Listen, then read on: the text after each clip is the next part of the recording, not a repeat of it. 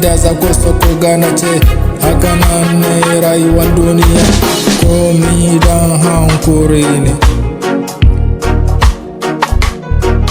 Ege satele koko kariya, haka ne zana so ku bani dai a cikinsu.